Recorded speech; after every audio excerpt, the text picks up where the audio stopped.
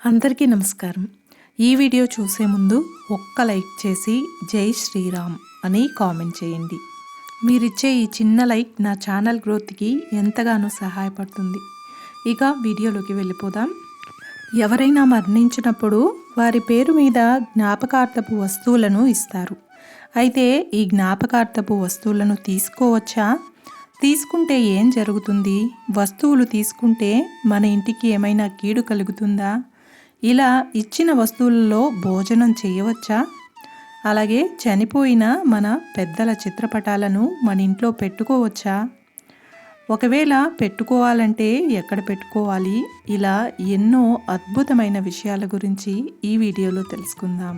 సాధారణంగా ఎవరైనా మరణించినప్పుడు 11 రోజులకు అన్న సంతర్పణ చేసి బంధువులను, చుట్టుపక్కల వారిని పిలిచి వారికి జరపవలసిన కర్మక్రియలు జరుపుతారు. అయితే తర్వాత చనిపోయిన వారి పేరు చెప్పి జ్ఞాపకార్థంగా ఏదో ఒక వస్తువును పంచుతుంటారు. స్టీల్ ప్లేట్లు, స్టీల్ బాక్సులు ఇలా పంచుతూ ఉంటారు. ఈ వస్తువులను మనం దానంగా స్వీకరించాలి. అయితే మనలో చాలామందికి ఇలా జ్ఞాపకార్థంగా ఇచ్చే వస్తువులను తీసుకోవచ్చా అనే సందేహం ఉంటుంది. జ్ఞాపకార్థంగా ఇచ్చిన వస్తువులను తీసుకుంటే మన కుటుంబానికి చెడు జరుగుతుందని చాలామంది భయపడిపోతూ ఉంటారు.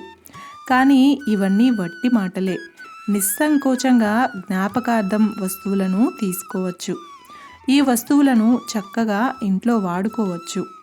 అయితే పూజలు చేసేటప్పుడు మాత్రం ఈ వస్తువులను ఉపయోగించకూడదు. అయితే ఈ వస్తువులను ఇంటికి తెచ్చుకునేటప్పుడు నేరుగా ఇంట్లో పెట్టేయకూడదు. ఈ వస్తువులను ఇంట్లోకి తెచ్చే ముందు వాటిని ఇంటి బయటే ఉంచి నీటితో శుభ్రంగా కడిగిన తర్వాత మాత్రమే ఇంట్లోకి తెచ్చుకోవాలి. ఇంకొక ముఖ్యమైన విషయం ఏంటంటే, ప్రస్తుత కాలంలో చాలామంది స్టీల్ వస్తువులను జ్ఞాపకార్థంగా ఇస్తున్నారు. అయితే ఇది చాలా తప్పు.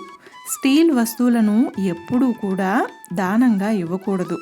వాటికి బదులుగా ఏదైనా ఒక చిన్న రాగి వస్తువును లేదా చిన్న ఇత్తడి వస్తువులను జ్ఞాపకార్థంగా ఇవ్వాలి. కాబట్టి మీకు వీలైనంత వరకు స్టీల్ వస్తువులను ఇవ్వకపోవడం మంచిది. కొంతమందికి ఇలా జ్ఞాపకార్థ వస్తువులను దానం చేయాలంటే స్తోమత ఉండదు. జ్ఞాపకార్థం వస్తువులు ఇచ్చే అంత స్తోమత లేని వారు వారి పేరు మీద ఎవరికైనా పేదవారికి దానం చేసి బట్టలు, స్వీట్లు లాంటివి దానం చేయడం మంచిది. అయితే మనలో చాలామంది ఈ కర్మక్రియల భోజనానికి వెళ్ళడానికి కూడా చాలా భయపడుతూ ఉంటారు.